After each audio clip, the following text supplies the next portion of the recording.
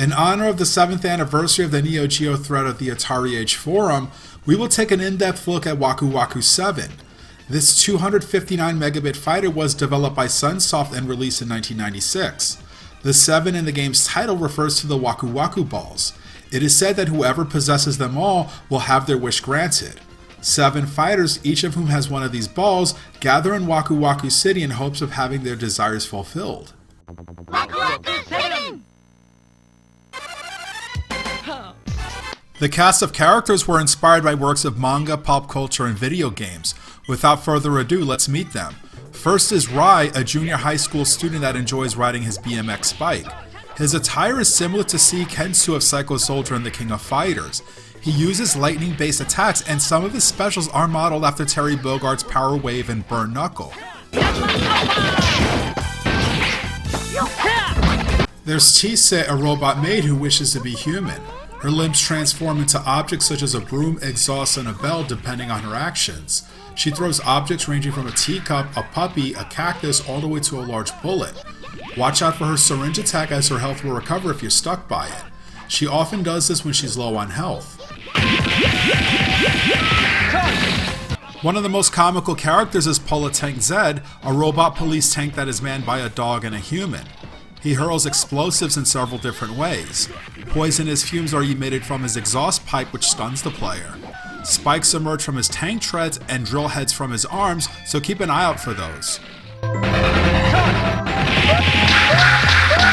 Here is Arina, who is a junior high school student like Rai. Her wish is to find true love. While having the appearance of a human, she has dog-like ears. She shoots charged stars and hearts in different directions, plus she uses an effective tornado kick. Marurun is a purple animal that lives in the forest. He encounters a small girl, Mugi, that was alone in the forest and places her on his back. Marurun uses his large powerful arms to unleash a spinning lariat, a winding corkscrew punch, and he won't hesitate to smack you around. Dandy J is an Indiana Jones-inspired treasure hunter who is proficient with his whip. He has a couple of supporters, his adoptive daughter Natsumi and cat Rampu, that cheer him on, and they will occasionally jump into battle for him.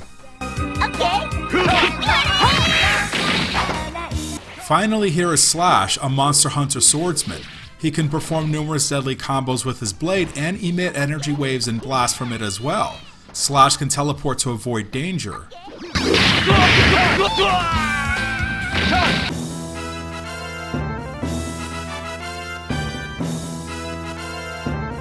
When you win 3 matches, you are interrupted by a flying object that crash lands in Waku Waku City.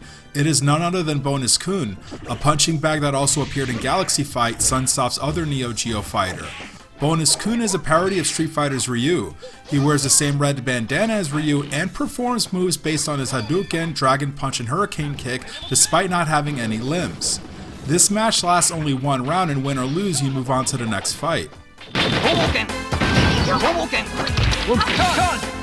As with many Neo Geo fighters, there are 2 punch and kick buttons. The punch buttons are assigned to A and B, with the kick buttons assigned to C and D. There are many options for attacks and movement. The attack speed is quick, making combos easy to execute. You can backdash and forward dash or run depending on the fighter. Running attacks may send your opponent flying across the screen, taking additional damage if they hit the wall, but they can bounce off of it and attack you right back. You can perform a pursuit attack on a downed opponent, but watch out as they can execute a recovery attack when getting up. When you are down, you can reposition yourself before getting up. You can air block and defuse projectiles with well-timed hits. Rai and Slash can perform off-the-wall jumps. Making effective use of these tactical movements can prevent players from being spammed by their opponent. As you perform and land attacks, your power meter increases. This also happens as time passes by. Once your power meter is full, you gain a power charge which can be used for several purposes. For each opponent you defeat, you gain their Waku Waku ball, increasing the number of available charges up to a maximum of 7. During your fight against Bonus Kun, you will have 7 power charges available from the outset. Power charges are used to enter Super Mode, perform EX specials, Doki Doki and Hara Hara attacks. Pressing all 4 attack buttons simultaneously puts you in Super Mode. When this happens, a jolt of energy is released, briefly making you invincible and damaging your opponent if they are in range. Super Mode gives you an offensive and defensive boost for about 6 seconds. EX specials are stronger versions of special attacks. The joystick commands for these moves are the same as their regular specials, but require both punch or kick buttons to be pressed.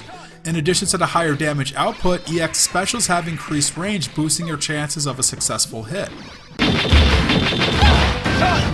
Doki Doki attacks are your super moves. Each fighter has either 1 or 2 of these in their arsenal. I must warn you that bright flashes occur during these moves and the EX specials. If your eyes are sensitive to that like mine, it becomes irritating.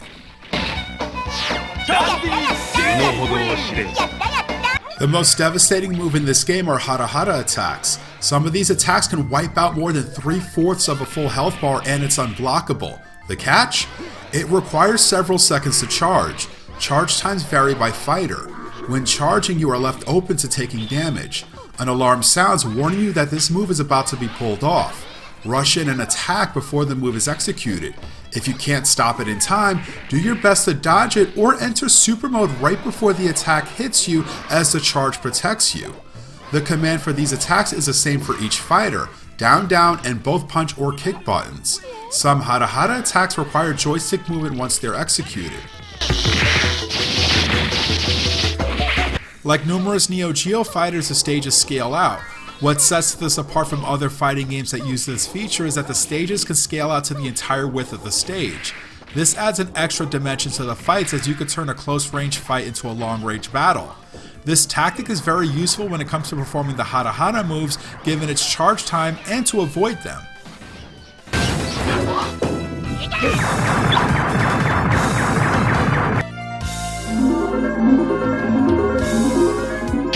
Once you obtain all 7 Waku Waku balls and have defeated your shadow double, the Waku Waku balls are released and inserted in a monument which awakens a fairy. Unfortunately, a ball bursts out of the monument and grows into Fernandez, or Maikaitaite Fernandez in the Japanese version, a creature with bat-like wings and stubby arms and legs. To even the odds, the fairy enlarges you so that you could take him on for this final battle. Fernandez has some comical attacks, including one where he swallows you and poops you out. He has a kiss of death that drains your health while his is restored. What makes Fernandez very dangerous is that his Hara Hara attack requires no charging, so beware.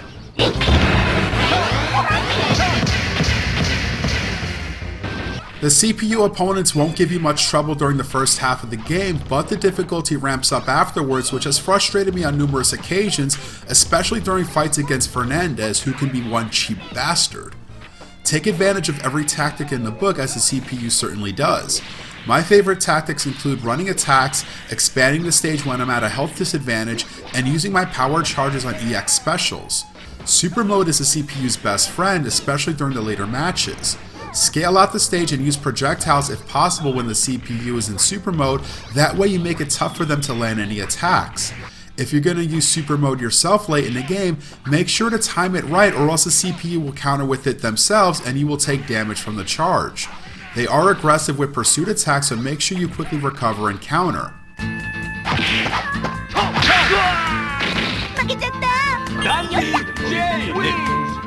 The AES version allows you to play as Bonus Kun and Fernandez in versus matches.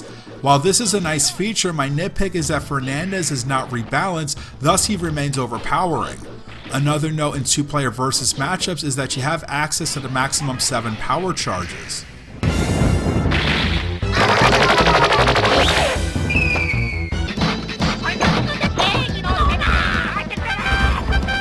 Waku Waku 7 is a fun fighter that does not take itself seriously. The pre- and post-match dialogue provided by the fighters is lighthearted. The character designs have a very cartoon-like appearance, especially fighters like Marunun, Polatang Zed, and Fernandez. Their animations are excellent with lots of movement and features like hair and clothing. Tisa and Slash are notable examples of this. Fighters like Slash and Marunun will breathe during their fighting stance. I like the different reactions when a fighter wins or loses.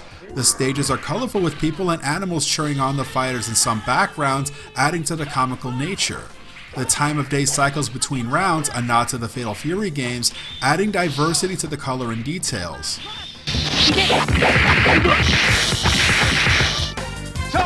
The soundtrack provides a mix of cheerful and relaxing tunes with vocals in the character select screen and Arena's theme, which are nice additions.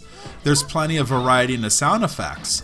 In addition to the hard smacks from each attack, there's bell ringing from Tisa, the electricity of Rai's specials, the clanging of metal, and the tank treads in motion from Polatang Z, plus the sword swooshes from Slash.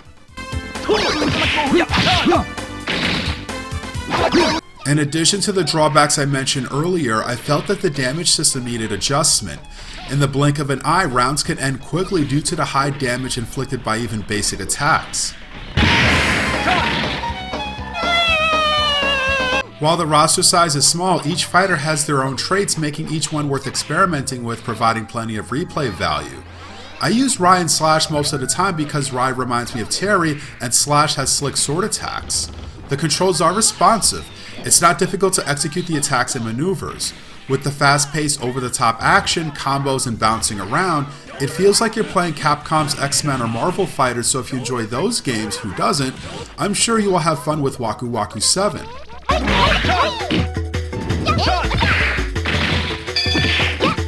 If you have an MVS unit or are an AES owner with really deep pockets and love fighters, I highly recommend getting this as this is one of my favorite Neo Geo fighters. Waku Waku 7 was ported to the Saturn. As I mentioned in a prior video, there were several issues that hampered the quality of that port, but it's still playable. It was also released as part of the Sunsoft collection for the PlayStation 2 in Japan. Its availability on the PlayStation 4, Xbox One, and Nintendo Switch has given this game more exposure in recent years. I hope you enjoyed this video, and I'll see you next time.